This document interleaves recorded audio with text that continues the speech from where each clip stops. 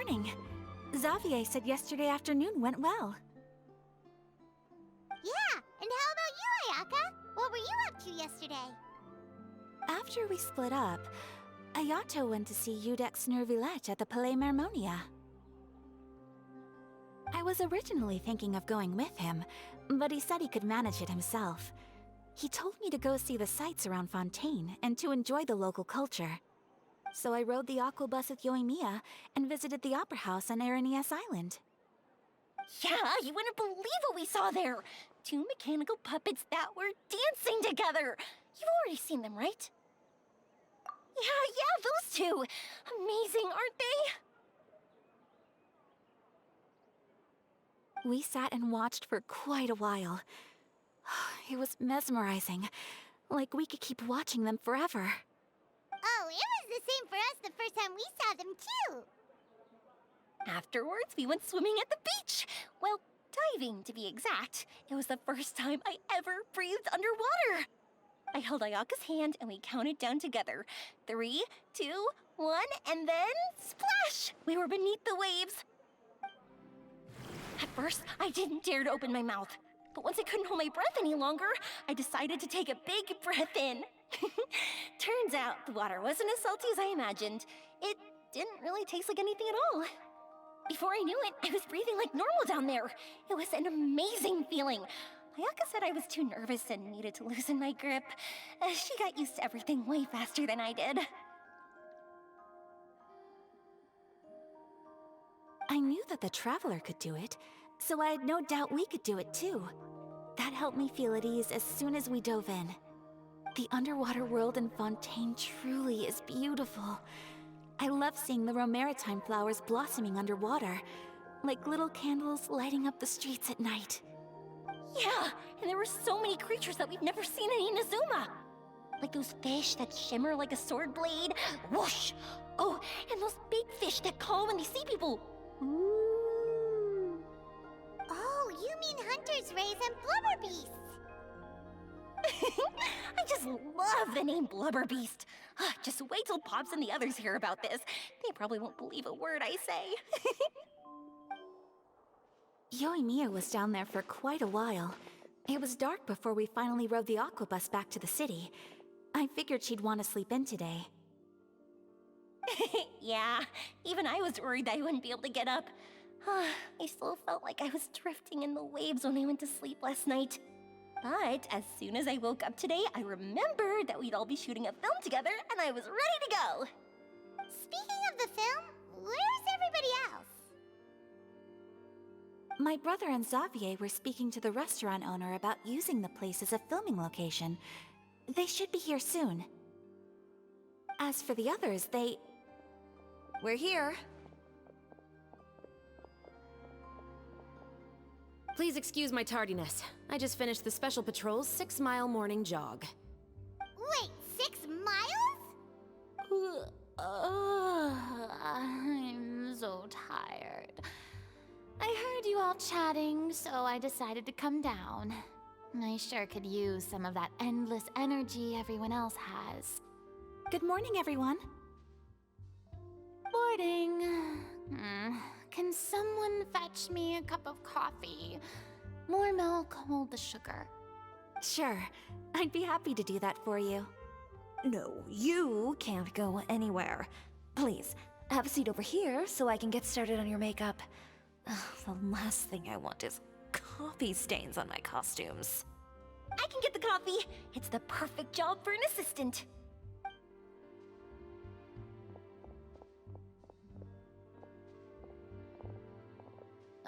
So much energy.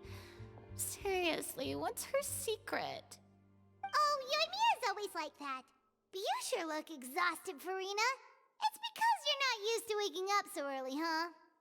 Of course not.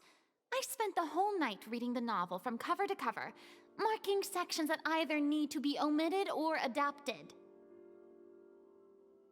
Wow, Paimon didn't expect you to be so thorough. Well, I was the biggest star in all of Fontaine after all.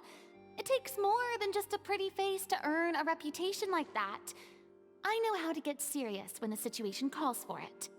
I went all out when I was acting as an Archon, so why wouldn't I do the same for my own life? Here's your coffee, Director Farina.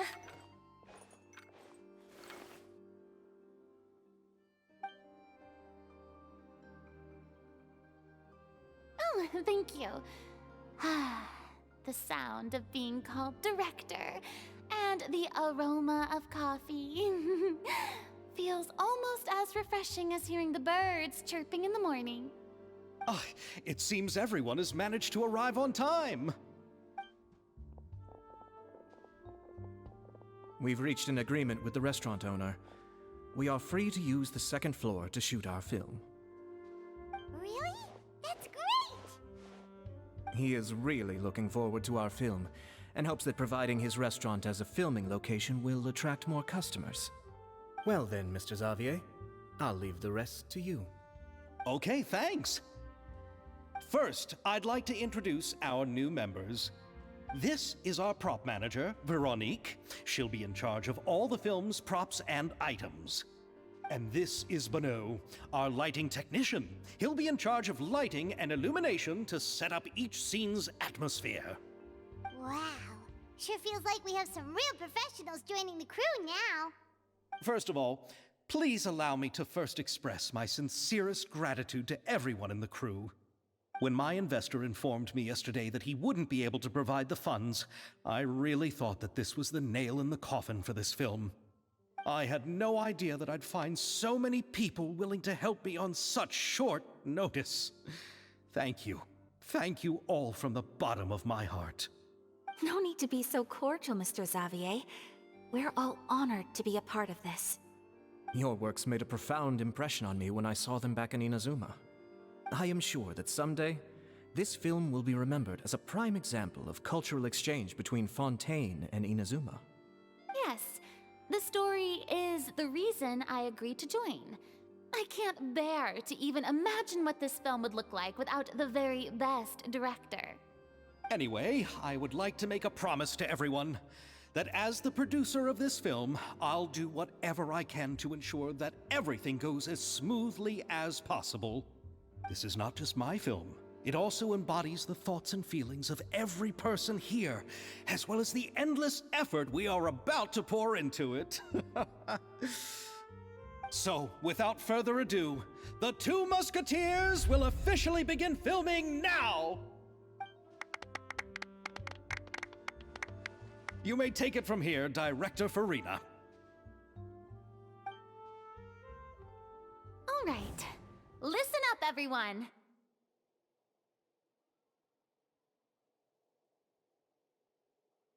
The first scene takes place when the two young musketeers are living at the Baron's home, still unaware of all that is about to happen to them. We'll need props and lighting to set the scene. Our lead actors can go get their makeup done, and extras, please take this time to go over your positions. Whoa. Seems Farina's really kicking things into gear as the director. Is everyone clear? I don't want anyone traipsing around the set like umbrella finches. All right, cameras will start rolling as soon as the set is ready. Let's make a film that'll make some serious waves in Fontaine. Not the kind of waves that drown people. I mean, the good kind of waves. Seems like she's still a bit traumatized by that. Anyway, let's go see if there's anything we can do to help.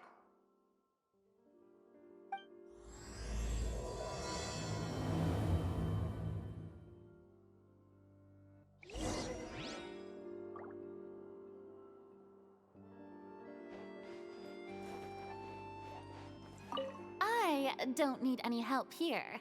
Why don't you try asking someone else?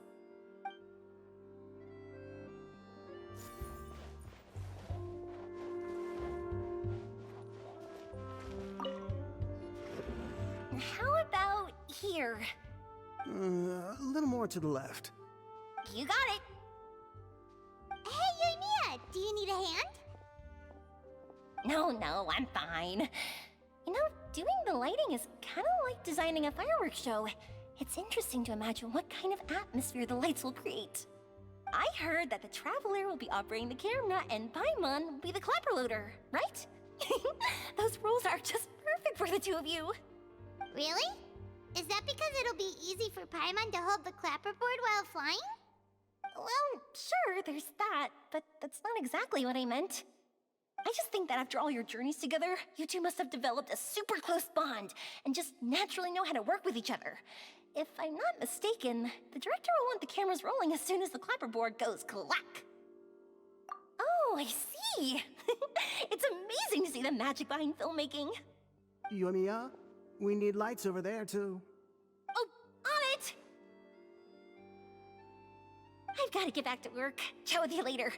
Oh, it's exciting to see so many people working together to bring the film to life. Seems like Yoimiya's really getting into it. But she was right. We do have a super close bond, don't we? Paimon's really happy to hear that.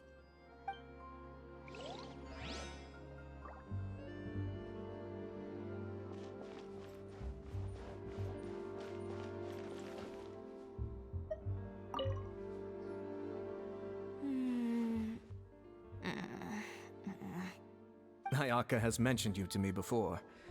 She said that you two were great friends when you were kids. No talking. I'm thinking about how to do your eyeshadow. Ah, yes. To help me really look the part. To achieve a more young and naive look for this scene. Are you saying the wrinkles around my eyes are too deep? You just have too much of a calculating look in your eyes. You sure don't mince your words. It seems you really haven't changed much. Quiet.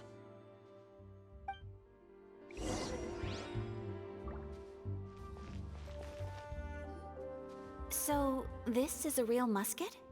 No, it's just a prop weapon. Not bad. Have you seen a real musket before? Only in books and newspapers. I made this one based on the relative shape and proportions I saw in reference images. When we're filming, some special gunpowder will be applied around the muzzle, which will help create the flash and smoke effects of a real gun being fired. Which means it'll be up to the actors to portray the recoil. That's right. The sound effects for gunshots will also be added in post-production. Thank you, Veronique. I think I know where to start now. However, the musket's gears and firing pin could still use some work. Adding some wear on the metallic components will make them appear more realistic. Also, be sure to rub the muskets with some oil each time before we start shooting. That'll give the impression that the firearms have been well maintained. Good point. You seem to know a lot, Miss Chevres. I assume you use these types of firearms on a regular basis? Yes, I perform routine maintenance on my weapons every day. Just like we as people need to eat and sleep, muskets need to be cleaned and maintained. I also perform similar care for my sword every day, and familiarize myself with its shape and weight, to the point where it feels like a natural extension of my body. Yes, this way, our weapons will never betray us in the heat of battle. Yes, well said. It seems we have the same philosophy on this topic. Oh, sounds like they found a common interest to talk about. Though these props differ from the muskets I use, I can still give you some pointers. Good. I look forward to your instruction. First and foremost, never point the weapon at anyone, regardless of whether it's a real or prop weapon, or whether you're holding it or it's on the table. This holds for any time when you're not actively engaging an enemy. Okay, understood. When aiming the musket, extend your arm so that it's level with your shoulder, and use your eye to look down the weapon's sights. Like this? Not bad. Now, try saying your lines. This is the end of the road for you. Good. Now turn your body a little.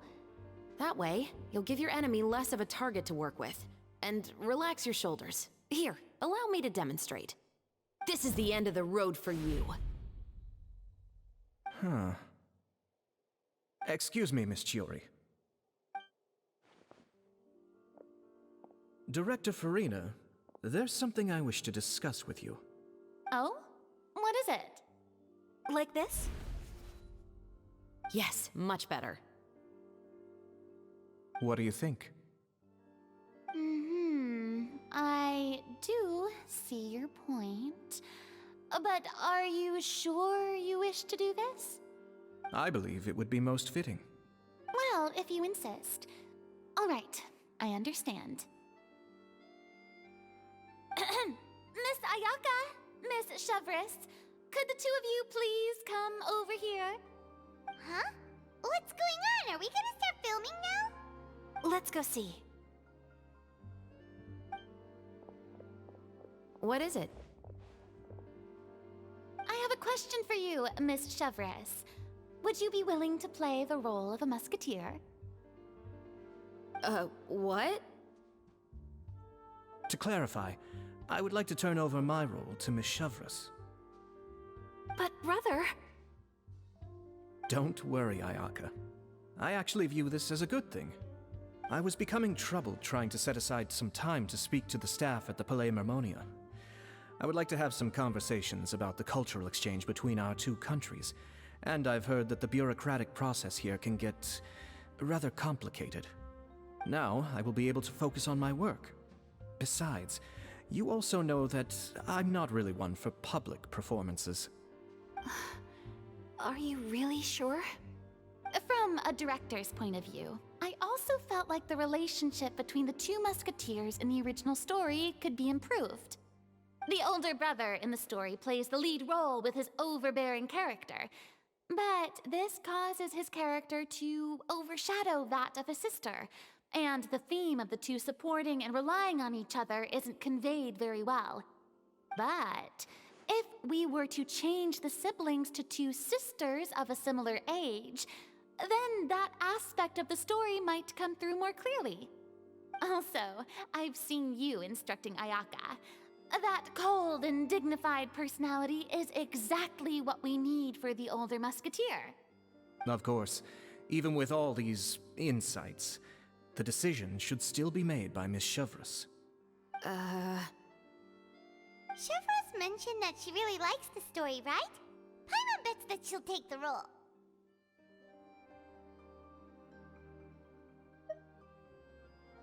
All right, I'll take the role. Good. It's decided then. I'll get started on making edits to the script. We'll also need to make some immediate adjustments to the lighting, props, and costumes. I have a feeling that our adaptation will be even better than the original story. You're doing a great favor for me, Miss Chevres. You have my gratitude. Don't mention it. I like this character, so if anything, I should be the one thanking you. Well, since my brother is the one who brought up the idea, I suppose there's no need to worry. Let's go, Miss Chevres. I look forward to working with you. Please, just call me Chevres.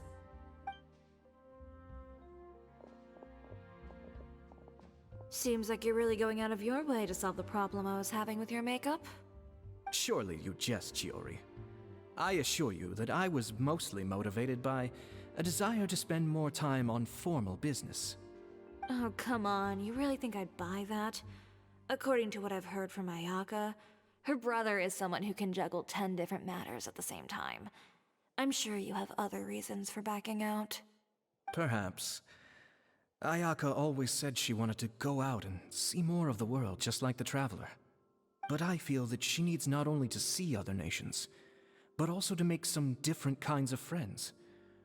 I think it would be harder for her to make new connections with me constantly by her side. I would like to give her some space.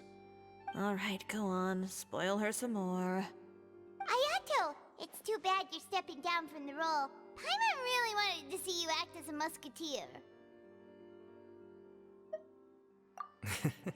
No need to poke fun at me. I'd wager that you also felt that I wasn't the best candidate for the role. It's a little hard for Paimon to imagine you saying those lines. Yes, I've made an appointment to meet some people from the Palais Mermonia. Now, I will have some more time to prepare. Traveler, get the camera ready. Paimon, get the clapperboard. Actors, to your positions. We're about to start shooting the first scene. Go on now. And please take good care of Ayaka. Yep, don't worry. Thank you. I look forward to seeing the film when it's finished. All right, now that we're all here, let me help set the scene for everyone. The first scene takes place when our two main characters are still living at the Baron's estate. They've been ostracized and verbally abused by others in the household, but they still have no idea why. We want to capture how naive and innocent they are, despite their pain. Chevris will be playing the role of the older sister, Tulip, and Ayaka will be the younger sister, Iris. Be sure to get close-ups of the main characters at the right moment. Silence on the set! Lights, camera, action! Let's go! Tulip, Mother's been out for quite a while now.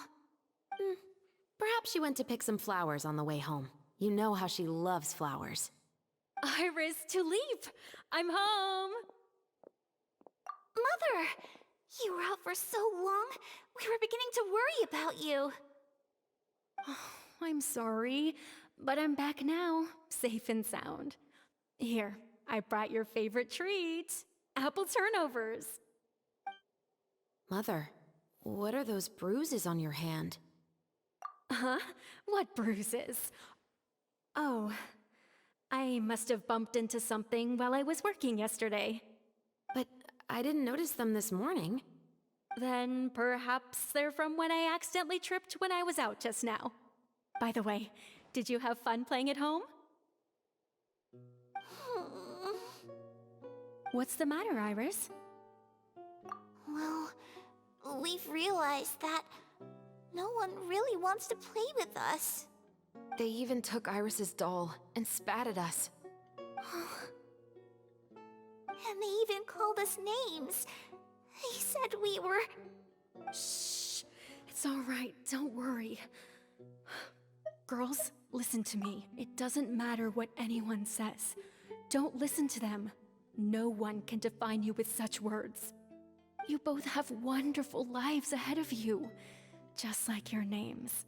You will both blossom like beautiful flowers. Maybe your time to blossom hasn't quite come yet, but one day, you two will bloom more beautifully than anything else. Don't let the soil you're in now ruin your future beauty. Understand? My dear daughters. And cut!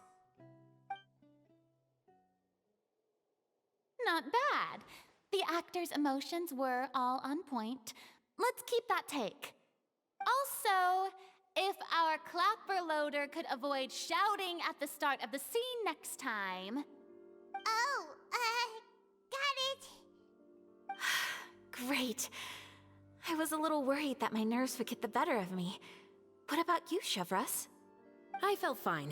The lines weren't too difficult at all. Seems like Farina must have adapted the role nicely. You two were great. I couldn't tell it was your first time acting in a film. You should have more confidence. Thank you for your encouragement. Positions, everyone! We'll move on to the next scene after we try a few more camera angles.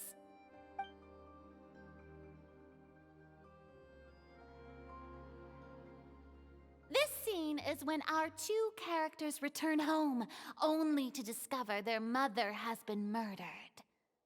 Ready? Lights! Camera! Action! Mother, we're back! Mother?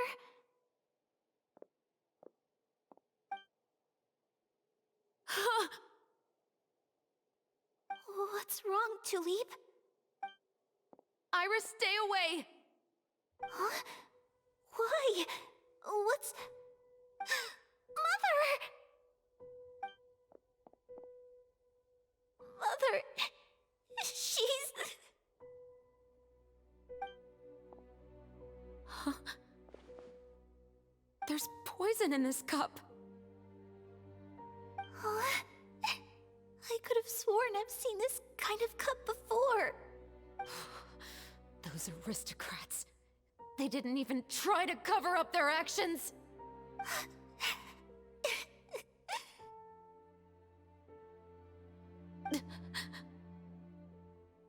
Iris, we need to leave this place. Leave? But now that Mother is gone, where can we even go? Anywhere. All I know is that we can't stay in this house. But are we just going to let them get away with this? We'll have our revenge, I promise you. Just not right now.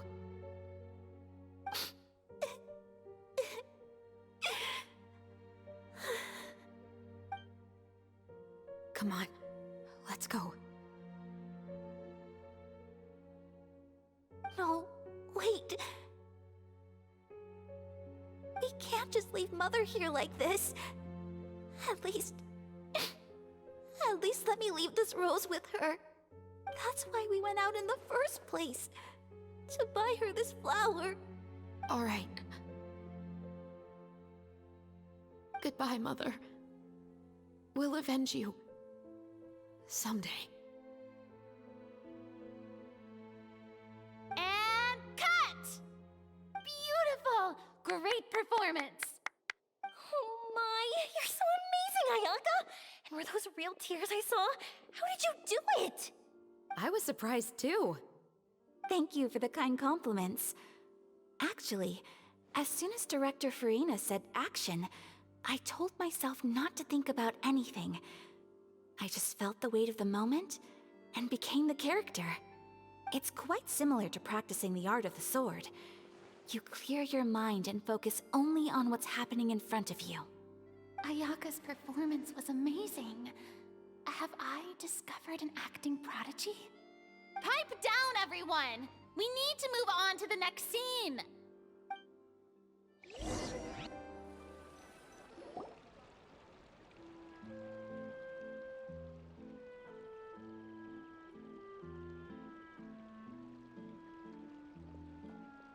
Huh? Are we done already? But Paimon wants to keep playing with the clapperboard. How do you feel, Traveler? Is your arm sore from holding the camera all day? Good work, you two. You too, Shivers. You were quite the actress today. I've read this novel many times before. I have a good grasp of my character's mindset. Anyway, do you remember my request from yesterday? Oh, right! We were having so much fun that Paimon nearly forgot! You have a case where the murders seem really similar to the cases in the novel, right? So, how are they similar exactly? In the story, the main characters grow up to become two musketeers, always using their guns to carry out their revenge. And on each of the victims, they place a rainbow rose as a signal that they've returned. Yes, that's correct. We found rainbow roses just like in the novel. Seems like you're connecting the dots now. Oh, that does sound pretty concerning. Especially after seeing the script today. Oh, now Paimon can't stop wondering what kind of ulterior motive the murderer might have. What do you think, Traveler? You're smart. Paimon wants to hear your thoughts. Good. On behalf of Fontaine's Special Security and Surveillance Patrol, thank you for your dedication to justice. There's no time to lose. We should start investigating right away. Follow me. Huh? Right now? But we just got done filming all day. Paimon's so tired. The most valuable intel always comes after nightfall. They are like small, remote islands in the middle of the sea. If you don't stay vigilant, you will pass right by them in the fog. That's how one of my favorite books always puts it, at least. So, where are we going right now? Let's start by checking out some workshops that sell mechanical components. If the culprit is making their own weapons, it's very likely that they'll visit those sort of places.